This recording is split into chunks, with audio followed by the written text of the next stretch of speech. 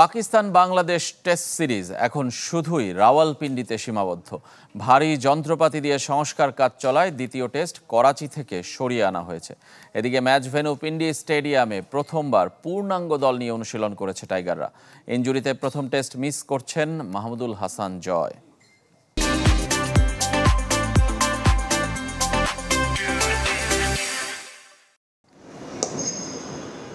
বুধবার Pakistan cricket board জানিয়েছিল দর্শক শূন্য মাঠে হবে করাচি টেস্ট।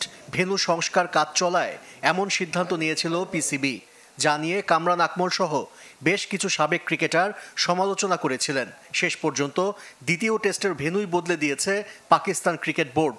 সিরিজের দুটি টেস্টই হবে রাওয়ালপিন্ডিতে। মূলত চ্যাম্পিয়ন্স ট্রফির জন্য সংস্কারের মহাযজ্ঞ চলছে করাচি ন্যাশনাল স্টেডিয়ামে। ভারী যন্ত্রপাতি দিয়ে দিনরাত চলছে কাজ। দ্রুত কাজ শেষ করতে বিরতি দিতে চায় না পিসিবি। এই অবস্থায় টেস্ট ম্যাচ আয়োজন কঠিন, তাই রাওয়ালপিন্ডিতে দ্বিতীয় টেস্ট সরিয়ে আনার সিদ্ধান্ত নিয়েছে পিসিবি। টাইগাররা অবশ্য এসব নিয়ে মাথা ঘামাচ্ছে না। পুরো সিরিজের ভেন্যু পিন্ডি স্টেডিয়ামে প্রথমবারের মতো অনুশীলন করেছে হাতুড়ুর দল।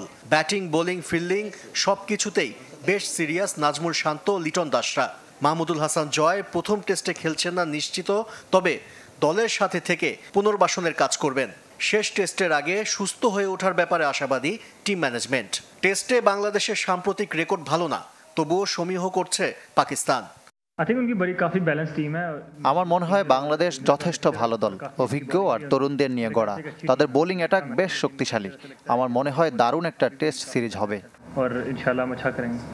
তবে রাওয়ালপিন্ডির উইকেট বদলে গেছে। চিরায়ত ব্যাটিং স্বর্গ নয়, বরং ঘাসের উপস্থিতি বলছে পেসারদের জন্য লোভনীয় পিচ। স্বাগতিকরাও তাদের স্কোয়াড থেকে একমাত্র স্পিনার আবরার আহমেদকে ছেঁটে ফেলেছে। গতি দিয়ে বাংলাদেশকে ঘায়েল করার পরিকল্পনায় 28 বছর পর কোনো স্পিনার ছাড়া খেলতে নামবে পাকিস্তান। বুধবার প্রথম টেস্টের আগে আরও দুদিন অনুশীলনের সুযোগ পাবে বাংলাদেশ। আশরিক রুদ্র, চ্যানেল 24।